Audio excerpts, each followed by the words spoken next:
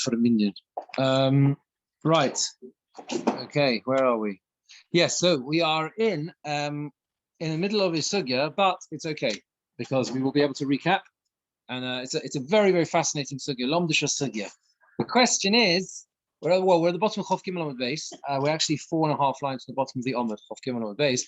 The Shiloh, this whole sugya revolves around one statement. A statement of Rabbi Chanina, which is just after the Mishnah. Rabbi Chanina says, Rov v'korov, holchen acha harov. Right? And that means like this.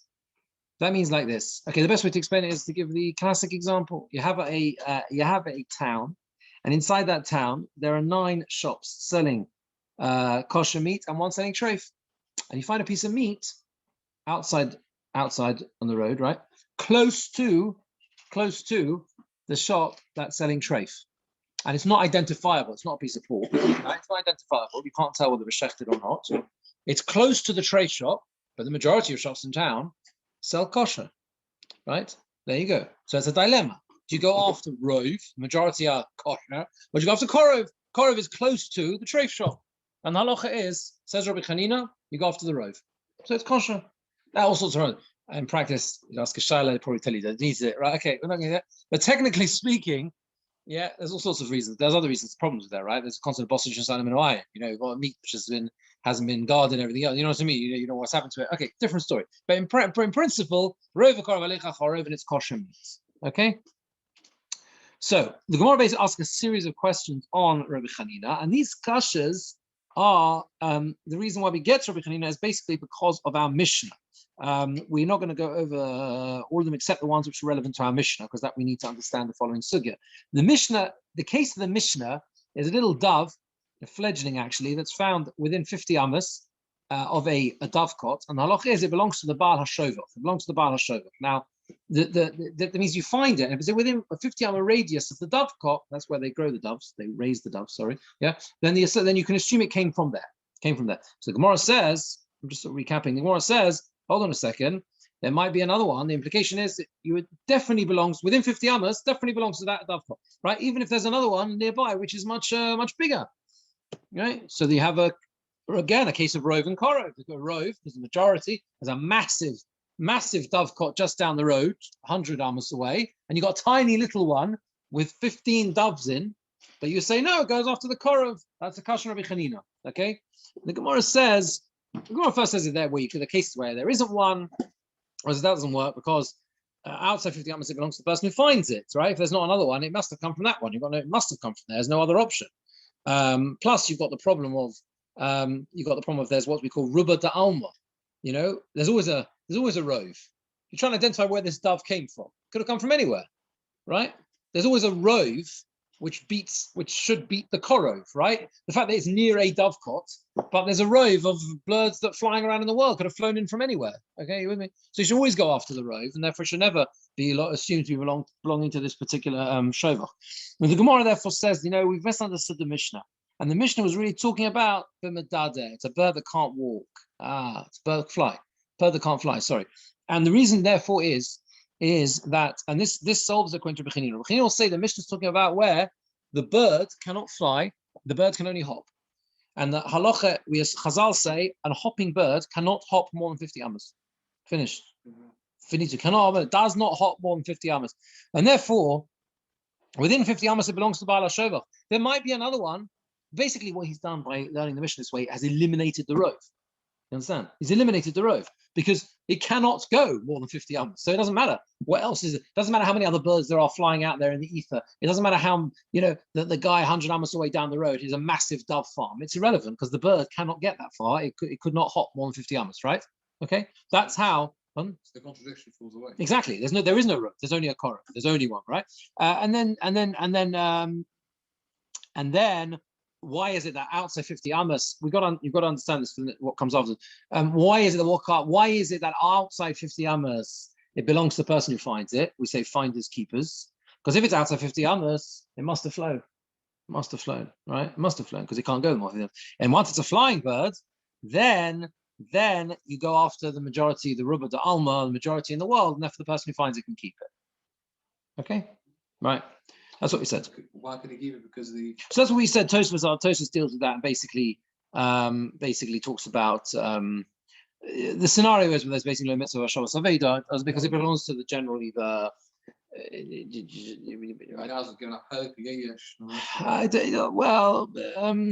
Yeah, I mean, it's just the general rove in the world. They're not Israelim. There's not, so there's no. Yeah. I don't think so. That talks about it. That's what Tosfos talks about. Now, Rabbi Yirmiyah. I think it's similar, same concepts. They one's an assumption about majority, and the other one is. Well, one is based on different concepts. Different concepts of assumptions. Rove is a in what way? In what way? Let's think. Why? What do you mean? I mean, what's a lomdus behind it? Rove is what's the difference? I mean, there is a difference, but what is? They're both. What? A rove is a majority, right? So that's they're both svaras. You have to. I think that's what you're getting at. They're svaras. They're both svaras. There's a logical reason to say that you resolve a suffix. They're both ways of resolving a suffix on the basis of svara. That's the point, right? You're making assumptions. You're making assumptions both ways. You have a doubt. I have a suffix. I don't know how to resolve it. I could say either I will go after the row. Since the majority are like this, it's quite likely this is also like that, right? Or we say no. Hold on a second. It's quite likely that it's to do with proximity. Korah, that's where it came. That's where it came from. Yeah. Or maybe we'll see from the other examples. Anyway, then we had this little fascinating almost interlude in the Gemora about Rabbi Yirmiyah's Shaila when he got thrown out the base medrash. It's the most fascinating Gemora. So Rabbi Yirmiyah asked, what if the dove has 1 foot in and 1 foot out? And they said, Valdov, Kula Bim Drosh. They threw him out the base medrash. Why? Yeah, because he undermines the Chacham. You ask a question, we love questions. Always used to say that, right? Love question, love anything you like, as long as you're within the system. If you ask questions that defy the system, that's what we call a hachis almost. Rabbi Yirmiyah didn't necessarily mean it like that. I'm not saying Rabbi Yirmiyah meant it like that, but the reason why they threw him out was because to ask a question like that is it undermines the Chachamim in that way, and actually he's readmitted at the last perek through showing covered. Why? By asking that question. It's not the most outrageous question. It's an illegal question. That's the point. That's why it's such a powerful Gemara. It's an illegal question. What I mean to say is like this: Chachamim fix boundaries all the time. The whole of Shas, the whole of Toras Rabbi, everything is built on the way Chazal saying, these are the facts on the ground. Therefore, the halacha is X, Y, Z. If you argue with the facts on the ground and you say that that's not true, right? Then you're undermining the power of what the Chachamim. Yeah, you're undermining what the Chachamim, the ability of the Chachamim to say something. You can't. It's also more than that. Sorry, it's more than that. It's more than that. How did the Chachamim arrive at the conclusion that a bird that hops cannot hop more than 50 amos? Maybe it can. Maybe there's an unusual bird that is very, very strong. Every average has those that are. And that's the answer. Well, and that's the answer. Exactly. That's the point. That's what Tosfos says. Tosfos explains this Gemara and says, Kol midos chachomim keinu. Every mid of the chachomim is like this. If you're going to come along and say, but what if it doesn't? Then you're missing the point of course, it may well be an average. It doesn't matter. It's a boundary. It's a line. You can't, if you say the line is a cross, then it doesn't work. Anyway, so we're up to Tosh Shema. So the Gemara says, Tosh, let's bring a proof for this from the end of the Mishnah. Nimtza ben shnei shavachos. Yeah. The reason why if they're taking away robe, yeah, is because the bird is not a bird; it's something else. No, the way we resolved it was that in reality, the Mishnah absolutely is not. Rabbi Chanina's halacha din is true. If you have a a problem as to how to resolve something, and you have a choice of a rove and a korov, you go after the rove. Right. Why does our Mishnah discard rove and go after korov? Because there is no rove. Oh, I see. Because there's no rope, because it's not a bird, it's something else. No, it is a bird, but the bird cannot fly. It's a bird that can't fly, right? You understand? It can only hop. And because it can only hop, anything outside 50 amas is irrelevant. So there's no rove. There is only the dove and this one dovecot. That's it. Yeah. So the bird can't fly. How do they learn that? Well, no, it's not. It's what we call an okimta. We're fitting it in. Rabbi Chanina will resolve the Mishnah in this way. And we have to assume that he has a Masorah to work with. Not necessarily. You have to remember, it's so fundamental. You have whenever you have an Amora making a statement, or anyone time, an Amora, let me say, a Mishnah, you can't contradict a Mishnah. You're ruined. Unless you've got another Mishnah to support you, you're finished, right? You can't fight a Mishnah, an Amora, right? In some, it's certainly, Rav Tanu or Pale, Rav is an exception, but generally speaking, you can't fight a Mishnah, right? How can you make sure the Mishnah is not a problem for you? If you can turn around to the other Chachomim in the Beis HaMedrash and say, I can learn the Mishnah in such a way that it doesn't defeat my principle. Now they can turn around and say, who says it's talking about that? But that doesn't bother me. If I'm Rabbi Chanina, that doesn't bother me. You can't prove to me that the Mishnah must contradict me. If I have a way of learning a Mishnah that doesn't contradict my rule, however outlandish that may seem to you, you have not defeated my statement. That's what it means. You got to get your head around that. It's really important. You're asking the question against me. I've made a statement. I say rova korov holech achalech achorov. You're going to say Mishnah contradicts you. You must be wrong. No. I've got a perfectly good way of learning the Mishnah. The Mishnah's talking about a bird that hops and doesn't fly. No contradiction to me. You understand? So I'm not forcing you to learn like that, but you're telling me I'm wrong. Well, you can't prove I'm wrong. That's the chokhmah. You understand, right? That's how it works. Again and again in Gemora you have this, and that's why you can. But it's such an important point because what a hop. Because everyone always says this is the thing. This is why learning slightly slower is so important, and not always daf yomi. No, because if you think about it now, sugya after sugya is like this, and everything is daf. The Gemora comes up with like an outrageous case. It's never gonna happen. Doesn't matter if it's trying. It doesn't matter if the outrageous cases usually are there because the fact that they can happen means you can't defeat my argument. That's the point. The fact that I can explain it like that. You see the same thing the Gemora says now. Toshma is proof we can prove against Rabbi Chanina. The Gemora suggests from the end of the Mishnah. Nimtza bein shnei shavachos. If you find a bird between two dovecots, korov lo zeh shelo, korov lo zeh shelo. So close to one it goes to him, close to him it goes to him. Now, the Gemara says, even though one is larger than the other. That's the implication. The implication is that the Mishnah, learn the Mishnah, the posh-up pshat in the Mishnah is, I don't care about anything else, right? If it's between two dovecots, it depends where it's closer to. Everything else is irrelevant. It doesn't matter if the one's bigger, smaller, it doesn't make any distinctions. It just says, so therefore, that's against Rabbi Chanina. Go over korov, you don't go after the rove, you go after the korov, right? We're talking about where they're both equal. Again, same thing, right? It doesn't destroy Rabbi Chanina because you can say we're talking about where they're both equal. So the Gemara says, "V'leizel basu ruba da alma." It's not so simple. There's always a rove. Remember, there's always a rove. There's always a rove. Why? Because there's always a ruba da alma. There's always a rove of birds out there in the world that we should assume it came from rather than the korov, right? Look at the last Rashi in the Amud. V'lahavi shel noitzai. And therefore it should belong to one who finds it. Because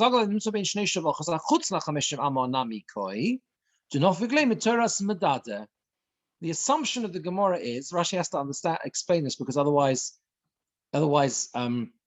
it's problematic. Okay, if we're talking about hopping, there's no ruba da'alma, they can't fly, right? So the Gemara Rashi says the assumption of the Gemara is that the case of found between two dovecots, two shavachos, doesn't make a distinction within 50 amas, outside 50 amas, right? It's always the same halacha, right? So it's denofik lemitoras madad. It's not a hopping bird, it's a flying bird. If it's a flying bird, there should be a ruba da alma, right? There's a majority of the world should go after the rove, yeah? So the Gemara says, Hachma skin on top of the next Amud, shvil shel kromim. It's talking about like a path of vineyards. Pathway of vineyards. Yeah. Yeah, pathway of vineyards. So the Rashi says, so the Gemora carries on. Sorry, had it come from outside in the world, somewhere else, given the mididi, since it's hopping, because we're assuming now that it is a hopping bird. That's why we're talking about vineyards, because it hops from one vineyard to the other through the trees, basically. To me, so the alma ossi, had it came from elsewhere, outside, somewhere in the world. Given the mididi lemotzi ossi, since it hops, it could not come. To call the mididi v'hoda chazile the kine mididi. Any bird that hops and can still see its nest hops. V'ilo, and if not, lo mididi will not hop. It will not travel that far. Look at the Rashi, the first Rashi. They cromim through the vineyards, via the vineyards. What happens via the vineyards? Medadeh chutz lachamishim amor. It hops outside 50 amos. Umiu bas ruba de alma lekel amezel, but you can't go after the ruba de alma, right? The majority of the world. To call a medadeh v'chozi lekine.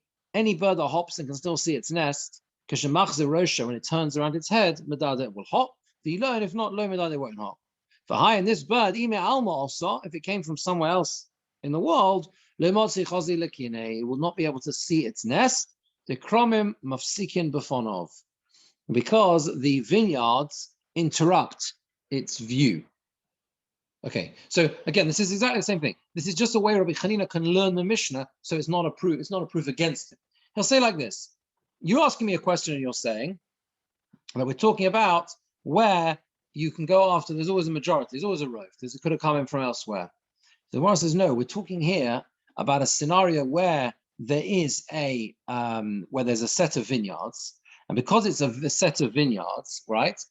So now we're talking about, clearly we are saying we're talking about a bird that does only hop. Okay, it can move outside 50 amos, even though it's hopping. Why? Because it's got a place to hop from. The vineyard allows it to hop further. Why? That's what it does, right? However, but it will not go any further. If it goes out of sight of its nest, then it will stop. It will never go further. So now we're not saying anymore that birds don't hop 50 amos because of the size, shape, and weight. We're saying that because of the fact that there is a vineyard and therefore it loses track of its sight of its vineyard, that's the reason why it doesn't give more than 50. Well, it can. We're saying, what we're saying, sort of. We're saying that there are scenarios when it can go further than 50 amos, right? It can go further than 50 amos, a bird, right? And that means then it's really rove then. The whole point was rove. No, but we've created a scenario where you can discard the ruba de alma. You eliminate the rove of the world, right? Because of the fact that it would never go that far, because outside it would, because it can't see the nest. It would never, because of the vineyards themselves, right? So it would never hop that far. Because of discomfort. It needs to see home. Yeah, it needs to be able to see home, probably because it's still a little bird that can only hop. Remember, it's a nipper, it's a little bird. We still change the premise of the whole thing. It's not shaking weight anymore, it's now yeah, I suppose so. The bird, the hop wouldn't fly because it's not, but it's a bird that hops. So we're not giving any parameters. We're not given parameters to make the basis of what makes this bird so. No, it doesn't. It depends on. I suppose it depends less on the bird. And there are situations where it can move outside 50 when it's got a place to move to. But the point is there's still no rove. There's still no ruba de alma. That's why Rabbi Chanina will say, you know why? You want to know why the Mishnah says doesn't even think about the rove and just looks at the two shevochin, the two dovecots, and says, well, it's close to that, it's that one, close to that one. Because the scenario is there's a whole area of vineyards here, and therefore it's true that it could go outside 50 amos, right? But the halach, the klal is that it would never have got here, because since it's only a hopping bird, hopping birds only go as far as they can still see where they came from, right? That's what Gemora says. So it's not going to. It's simply not going to come from anywhere else. It's not going to come from anywhere else. Yeah. Yeah. Okay. 1 second. 1 second. Yeah.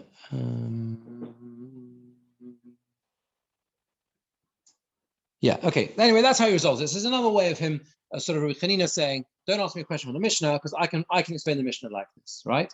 And now we come on to complicated biology.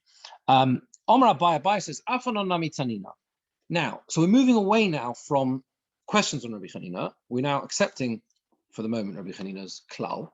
And we're saying, can we prove Rabbi Chanina's principle from elsewhere in Shas? And the one comes up with a brilliant way of proving it from female anatomy, no less. Omar Abai, Afanon nami tanina. We've learned the same thing in a Mishnah. It's a Mishnah in Nida. Dam shenimtza beprosdor. Dam, blood that is found in the prosdor. Sveiko tome. The sophic doubt is tome. The assumption is that it is tome. Shecheskoso min hamakar. Because the assumption is it comes from the makar. Now we need to know a little bit about female anatomy here. Otherwise we won't really understand this. And this is a very problematic Mishnah, because the Mishnah is not problematic. Understanding the Mishnah is problematic, and there's a machlokas rishonim as to how to understand the Mishnah. The way Rashi understands the Mishnah is difficult to reconcile with how the observable phenomena of the female body.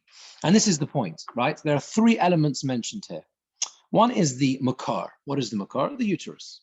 Okay, uterus, the womb, right? That is where dam nida comes from, the root. The second thing is also clearly identifiable, and that's the prosdor. What is the prosdor?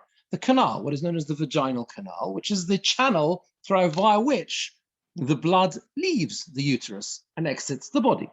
The difficulty is there's a third element here, and that is something called the aliyah, which is the upper chamber. And the complication is where exactly this upper chamber is. Right? Now, the aliyah, the Gemora is going to talk about the fact that the aliyah, the upper chamber, somehow can also discharge blood in some way, or there can be blood from there somehow. Now, that blood is tahar. That's not from the makar. It's not from the uterus, right? So it's not dam nida. Problem is we need to work out, understand what that is. Yeah. So we'll see Rashi has it. We'll see Rashi's pshat first, and I'll tell you the difficulty with Rashi's pshat. Anyway, this is the Mishnah says, dam shenim so beprosdar. So you find blood inside the canal, the prosdor, sfeikotomi, yeah? Even though it is a soft, this doubt as to where this blood came from is Tommy. In other words, it's definite. There's no doubt, in other words. There's no doubt. Sfeiko, the question mark over where this dam came from, it's definitely Tommy, okay?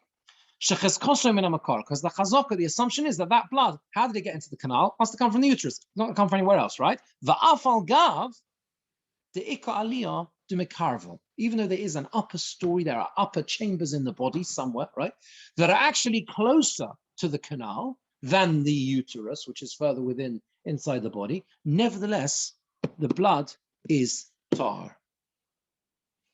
Tommy, not tar, Tommy. You understand, right? You understand, right? Now, what? Okay, we'll see the Rashi in a minute about the anatomy, but what's the one I'm going to try to prove from here? Think about it. Think about Rove and Korov. Simple. Uterus is crow. Uterus is rove. Yeah, exactly. That's right. The uterus is the rove. Where the majority of dam in the canal is going to come from the uterus, right? Yeah. That is a kind of standard. Yeah, exactly. That is the standard assumption, right? Where the dam is going to come from. Now, it could be that it might come from this aliyah, whatever that is, right? Which is, as the Gemora says, it's makaravo. It's closer by. So you see, rove korov alecha charov. We go with the majority. We don't know whether this dam is Tommy or Tahar. And we say, well, the majority of dam in this place is generally speaking from the makar, is generally from the uterus, right? And therefore she's Tommy. Similar. Rove korov alecha charov. Not the same case. Why? Principle's the same, isn't it? Principle is the same. The case is very different. But it doesn't matter. Chanina's got a klal, a whole of shas. That's the point. Rove korov alecha charov. I've got a suffix. I don't know where it's from. There's dam. No idea where it's from. I don't know. I didn't do it. I haven't seen the. I don't know where it's come from inside the goof. Maybe it's come from a strange. I don't know. The fact there's a cycle that says that every month. That's true. Blood comes, right? Yes. So therefore, yes. You've got not only a rove, but you've got a precedent. You've got a chazaka, right? So right. Okay. So this is really what the Gemora. Okay. This is kind of what the Gemara's. How the Gemara rebuffs the proof in a way. Because look at the answer. We'll see Rashi in a second. No. Oh, all right. That's right. Yeah. I'm feeling not clever enough to read No, in a way. Basically, look, Omar li Rava. Rava says stuff. Abai wanted to prove from it. Omar li Rava. Rova motsui ka omros. Rove. It's not just a rove. It's a rove. The majority of blood that comes there comes from the makar, right? Majority. It's more than that. It's motsui. Motsui is it's found. It's always there, right? It comes out all the time. It's exactly what you're saying. It's a common occurrence. Yeah, it's pretty predictable. It's once a month. That's where it comes from. The dam. From the uterus, right? And therefore, it's common. Rova motsui lekinamanda omar. He says everyone agrees when it's rov and motsui.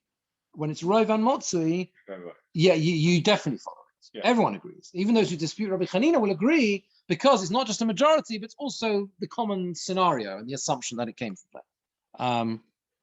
So that's how that's So and the Gemora says, they got Dotoni Rabbi Chia, a few more lines on it, Rabbi Chia too. And the Brisa dam and nimtzu beprosdor, if you find dam in the canal, chayav alov al bias mikdash, right? There's a chiyuv for bias mikdash. She enters the Beis Hamikdash when she's tomei, then there's a chiyuv. Now you have to understand what that means. What does it mean chayav alov bias mikdash? She has to bring a korban for coming to Beis Hamikdash while tomei. Now you can't get that wrong. That halacha, you can't get that psak wrong. If you paskin that someone has to bring a korban, and they're not mechuyev to bring a korban, yeah, what you tell it? What's happening? It's chulin lazara. Yeah, you understand? You're not allowed to bring a korban to the Beis Hamikdash. So the point is that there's no margin of error. Do you understand? If you paskin that someone has come into the Beis Hamikdash whilst tomei, that means, and you tell them they have to bring a korban. So what we're saying that chayav and al bias mikdash, she has to bring a korban for being tomei in the Beis Hamikdash. That means it's vada, it's definite. It's not there's no question mark over it, right? And the surf and alav truma. You'd also burn truma. Same thing. Can't burn. You're allowed to destroy truma unless it's definite. So you see, there's an absolute assumption. That's what it is, and that's where it comes from. Well, yeah. That's it, right? Now that's it. Okay, now, before we carry on with the Gemara, let's just see this Rashi, and you'll see immediately the complication. So the last last wide line in the top. We've got a choice of a rov and a korov. You go after the majority. Nimsa beprosda, nimsa dam leisha. So what is the case of found in the prosda? Dam is found for a woman bein kosli rechem ibachutz, between the walls of the womb on the outside, which means the canal there. Hakori beis hachitza, it's what we call the beis hachitza in the outer chamber. That's what it is, a prosdar. Sfeiko tome. So sofik zeh tome tuma vadois. This sofik is definite, is tome a definite tuma. Mediktani, from the fact that it says shecheskoso min hamakar, that the assumption is it came from the womb. Umas sveika yeshkan. What is the doubt here? So Rashi Damasnisim Seches Nida. So Rashi then brings the beginning of the Mishnah in Nida. And the beginning of the Mishnah in Nida says, Moshel Moshlu Be'isha. They gave a parable to explain the female anatomy. HaCheder v'haprosda v'haliyah. They use these terms. The cheder, the inner room, the prosda, which is the channel, the canal, v'haliyah, and the upper story. Dam HaCheder Tomei. The dam, or the blood of the cheder of the womb is Tomei v'hu hamakar. That's the uterus. And the womb. And the Gemara explains that the cheder is internal, further inside her body, towards the backside of the body. The canal is on the outside, towards the front of the guf, which is the channel, the canal itself, so the vaginal canal. The aliyah is built on top of both of them. The dam aliyah tahar. And any blood that's in the upper story is tahar. It's not from the womb. The lul pasuach, and there is a lul. A lul is like a window, literally, right? The word lul is used for when you have a skylight. That's it. A lul is a skylight. So it means that there's a hole there somehow, right? Pasuach me'aliyah, from the upper story to the prosda, to the channel. A katani nimtza beprosda, and it says that it's found in the prosda cheskosim in a makarzov. The assumption is the dam flowed from the uterus, the yotzel achutz, and it went to the outside. Hoil, since the rov domim matsuyim boy, the majority of dam is found there in the uterus. V'loy omar min aliyah not after achalol. We don't say that it dripped from the upper story through this hole in in the roof of the channel. Even though the aliyah is closer. The upper story is closer to the channel that's on top of it. You got the? Do I need to draw a picture? Oh, we got it. No, we understand. Good. Yeah. There's some. That's the problem. That's the 20,000. What do they call it? $65,000. Yeah, $64,000 question. This is the problem. We don't know what it means because in the female anatomy, there's no upper chamber there. I mean, there are other parts of the body, but they're not. That's the problem. So others don't know that, right? That's the problem with Rashi's Pshat. Pun. Rashi's Pshat is very difficult to reconcile. Pun. Oh no, I'll tell you. No, I'll tell you that in a second. Well, no, the other Rishonim learn differently. Rashi's Pshat in the Mishnah. The Mishnah is not, but the Mishnah simply says that the Chachomim gave a moshel in the Mishnah, and they talked about 3 different areas in the Guf. They talked about the Cheder, and they talked about the Prosor, and they talked about the Aliyah. Rashi's Pshat, and Toras also learns like Rashi.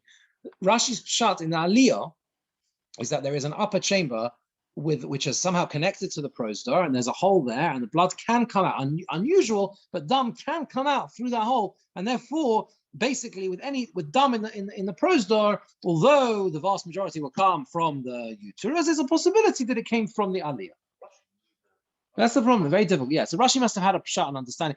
Yeah, these are basic. It's basic. Exactly, anatomical thing. But it's a problem. It's a difficulty with Rashi. It's not my kasha. The Chasam Sofer asked the kasha, and many others as well. Let's see. That's why I brought the Chasam Sofer. The Chasam Sofer is in Yerodea. The Chasam Sofer is in Yerodea. I think that's here. I don't see this. Yeah.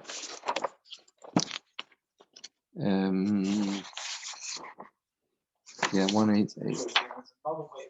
Yes. Of what aliyah means. That's right. I'll tell you in a second. I just want to see this Chasam Sofer. It's here. Okay, no, what I'm saying to you is that the kasha on Rashi and Tosfos is pshat in the Gemora Nida. It's not just here. The main place of this obviously is in Nida, not here. We're only bringing it here because of this idea of Reuven Korah, and it's well known. It's an old problem, right? It's been discussed for many hundreds of years. This problem of Rashi and Tosfos pshat in the fact that it doesn't seem to reflect how we, contemporary, we understand the anatomy. No, it's not question of the Gemara at all, because there's other pshatim in the Gemara. I understand what the aliyah is. It's a problem with Rashi and Tosfos. Where does he say this?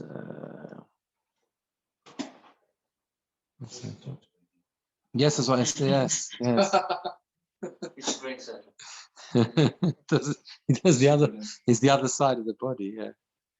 Yeah. 1 second.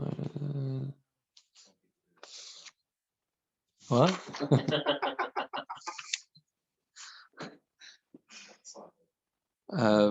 Yeah. 1 second. Where is this? Let's see if he talks about it. Maybe it's over here.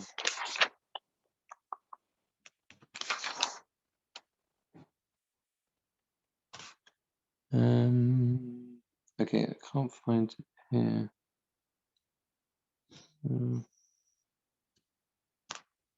Okay, I might have to see if I can find it maybe for next time. But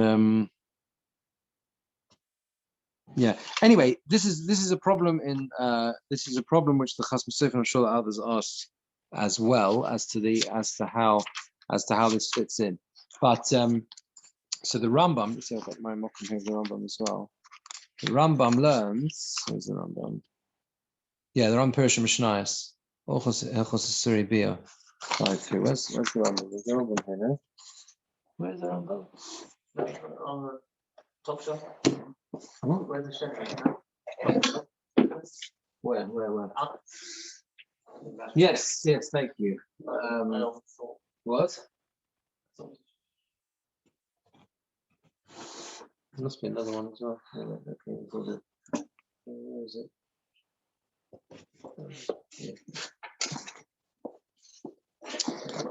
What? That's fine. Yeah. It's fine. You can use the little one. It's fine.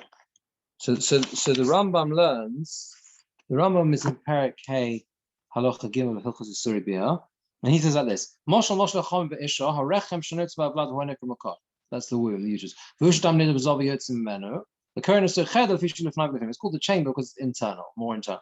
The Tzava Rechem Kula Go Mokum Orach Shmiskavas Rosh B'Shas or Ibro Kadesh Lipol Avlad V'Niftach Harbi B'Shas Lady. He's describing the cervix. Right, the Rambam was a doctor, right? So he's talking about the canal and so exactly. So that he says Kohen so proster Glemshu base Shala Rechem. It's called corridor because the opening to the womb. Shalas going to be okay. Here. Well, the malam and a cheder and a prosdor above the cheder and the prosdor. Ben cheder le prosdor, hu hamokom, that is the place, sheyesh boy shtei beitzim shel eshel, the fallopian tubes. So he learns that the cheder is the aliyah is the fallopian tubes. V'hashvilim shebahem is b'shel zechazor shalom makom zeh or nikra aliyah. And he says the tubes. He describes amazing. He describes the tubes. Shebahem is b'shel zechazor. In other words, he's talking about the ovaries. And he's talking about the production of eggs, etc., where that all takes place, the fallopian tubes. That's called hu hanikra aliyah. That's called the aliyah. There's a hole open from the aliyah to the gag of the roof of the prosdor. So this is what the Rambam learns. So the Rambam then anatomically makes much more sense. There is still a problem with the Rambam because it's still not clear where that opening is. That lul, this open, where's the opening? That's not clear. That's the opening for the open tube is actually the head of the uterus. It's not. That's very far away from the canal, the cervical canal, which is much further on. So therefore, basically, you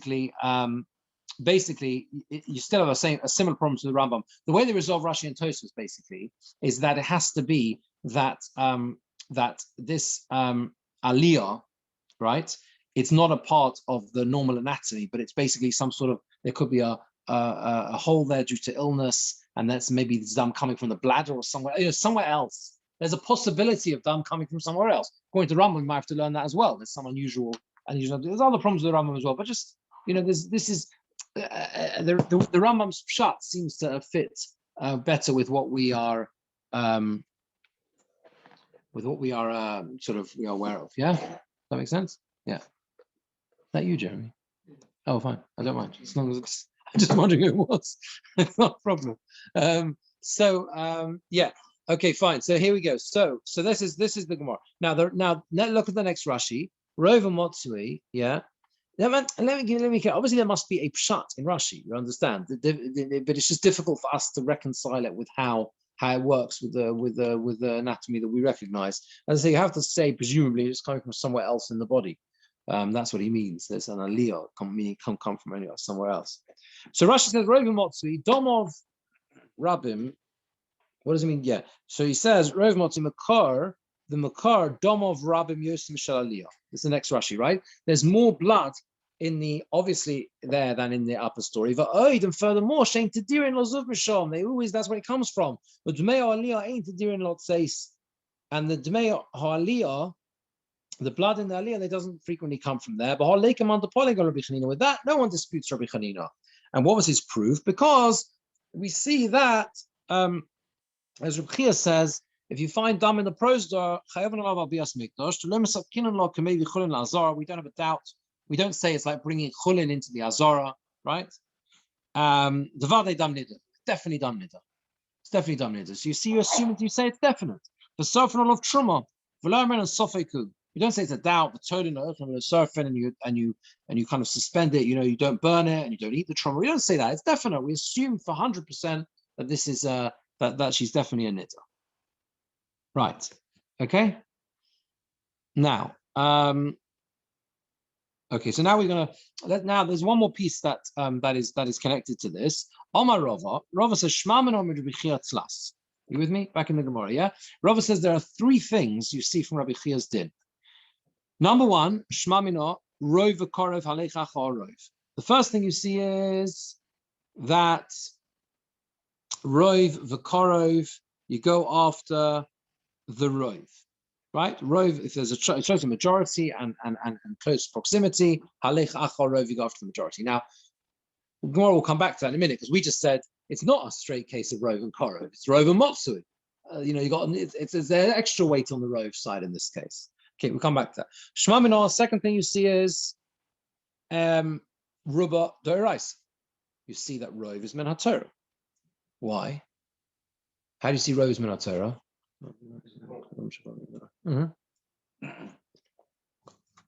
Yeah, you're deciding dinei Torah on the basis of rove, on the basis of majority, right? And finally, finally we see that the halacha is like Rabbi Zera. The Omer Rabbi Zera, because Rabbi Zera says, even if the doors of the country are closed. Now, to understand this, we have to see Rashi.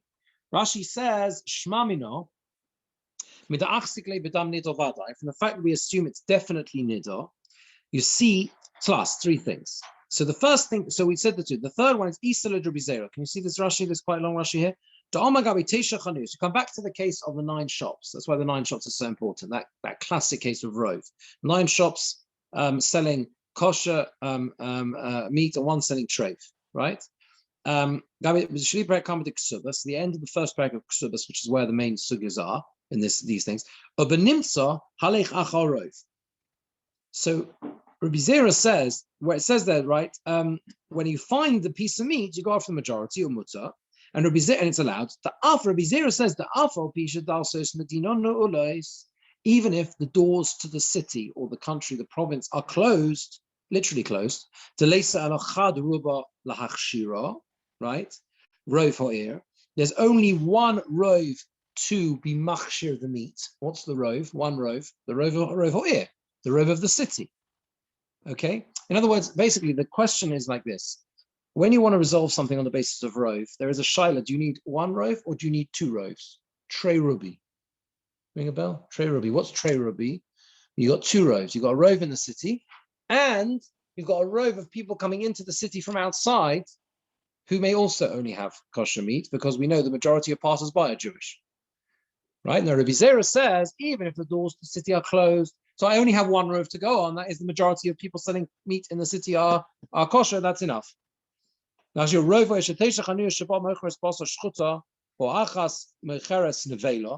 is selling treif. The ikka milsa, says Rashi, because there are some things the bo'inon bay where we require trey ruby 2 roves. Kedama hosam, as it says there, kegoin dalsos medina pasuchos. For example, where the doors of the country are open, v'rov tabochim svivo samadina Yisrael, and the majority of butchers around the country are Yisrael. You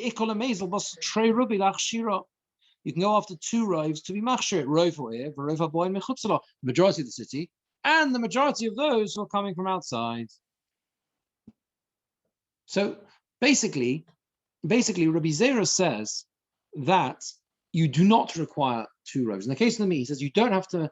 There are those who say that you have to make sure that the doors of the city are open as well, so that you have 2 roves. You have the rove inside the city and a rove outside the city as well, right? In assuming that's the case, that they're Yisrael. The majority of meat around the city are also Yisrael. For rove, does it need to be a simple majority? Simple. Here it's a simple majority. The super majority we're thinking of, like shishim and things like that, is a different level. That's got different when that applies and that doesn't apply. Here we're talking about simple majority. Yeah, literally simple majority. When you require more than that, that's different scenarios. Shishim and truma is 200 times as much. Or there are different, because it's not on the basis of rove. I think, yeah, it's to do with tam, for example. I think, right? But the tam, the taste has to go and stuff like that. But if we can't be double majority in this case, yeah. What if it's the opposite? What if the majority are non-kosher with 1 kosher in the city, but all of the surrounding areas, then you have like contradicting majorities. Then you will have a contradicting majority. Yeah, that's really interesting, because I think all these cases are discussed in detail. That I think, if my memory serves me correctly, because I think they're not. If you think about it, the majorities are not really even-handed. The more likely place it's still come from is in the city. Mm-hmm. That must be more significant than the extra majority of who is selling meat outside. So it's like, what's it? Yes, okay. A little bit. I mean, it's not. It says that. Yeah, it's almost like it's not that you've got I've got majority, I've got majority A, Rove A, and Rove B. I've got Rove A, and then there's like a bolt-on second Rove, which strengthens it even more, but the primary Rove is still inside the city. So it might be, I think it would be a problem if there was a contradiction like that. But the point we're saying in the Gemora is that you see from the case of Rabbi Chia that Rabbi Zera is correct. How can we see Rabbi Zera is correct? The only one Rove. Says the Gemara, because a woman, factually, there's only one Rove. So it's like the doors of the city being closed. There is no other Rove. There's only one Rove, right? The Rove is the dam coming from the Makar. There's no second Rove there. Yeah, it's not that. No, there's no secondary Rove to back up the first Rove. You've got a Rove here. What's the Rove? The majority of dam that you find, it's going to be from the uterus. It's going to be from the Makar. It's not going to be from anywhere else, right? That's the majority, right? There's no second. There's no there's no other possibility of adding onto that any other Rove and saying, right, exactly, yeah. Is that true? Yeah. Where's the second Rove? The entire contents of your bloodstream. No, that. I accept that. What I'm saying is that's all on the other side of the fence. That's all the aliyah, right? That's all the stuff which we're discounting because we're saying it's like the classic case of someone comes to the doctor, right? The first thing doctors are learn. I mean, again, our doctor's not here today, but doctors are taught. The first thing they're taught in medical school is ignore what the patient's doing. No, don't think flying elephants, right? When someone comes with a problem, the doctor doesn't go to the 1 in a 50 million chance that there might be this. That's it. It's much more like, don't think of the flying elephant, think of it could be a cat or a dog, right? That was the problem in China. Yeah. No, but it's true, right? Medically, you don't go for the weird. Exactly. If someone comes to the doctor, a woman comes to the doctor, and she says a strange thing has happened. I'm bleeding. So the doctor's not going to think, oh, maybe you've got internal bleeding, right? You understand? So that's the point. Now the Gemora says. So the point is that the woman is like Dalshim Dino. So and even so, cause Dino Bosaruba. We go after the majority. Look at the next Rashi, right? Second last narrow line. There's the Kedalsum Dina Nu'ulos Damya Kloma means to say the Lekala Mema Boshre Tarti Rubi. There is no two roves. Elachad Ruba. There's one majority. Sharov Domi Minamakar. The majority of blood comes from the uterus. Because Ozli Babos Ruba. We go after the majority. Lahavi Korban Lazar to bring Korban to the Azar, but it's serve Truma to burn Truma to midi to Osala system. You can't do that out of doubt. So you see from the case of Rabbi Chia, from this scenario, that one rove is enough. You don't need a double rove. Right? So rove lets you work in end. You found a piece of meat and end, and you said you most of the butchers and end on screen are kosher. All because you've got to open. You can't just look at that close. No, we're saying Rabbi Zera is correct. He says even if no, well, Rabbi Zera says no. Rabbi Zera's thing is that even if the doors are closed, so you only have one roof. We have doors open. You couldn't apply it because you don't have the majority in the city. You've got the majority of the city is trade. Yeah. Whether you call it an area or not, yeah. But it's nowadays it will all be the same because it could be transported from anywhere. Yeah, so that's right. Could come from anywhere. Yeah. Now there's one more line. 1.5 more lines. So Rashi says, Rava was the one who said that everyone agrees when it's both a rov and a motzui. It's a majority, and it's also commonly found from there. And he says you can't support Rabbi Chanina from this. Here he is supporting Rabbi Chanina to Omar. He says Shema Minot Tzalas. Straightforward contradiction in Rava. He says, see from here three things. You see Rova Korov, Halech Acharov. Rava was the one before who said you can't support Rabbi Chanina, right? Because this is unusual. This is a motzui as well as a rov. You with me? Yes. So the Gemara says, don't worry about that because Hodabe Rava Mi'ahi. Rava changed his mind from that statement. So he retracted from the view that here is different because of Rov and Matzvi. So unfortunately, David wasn't. In the end of the day, he wasn't happy with this idea of being Matzvi. He says no.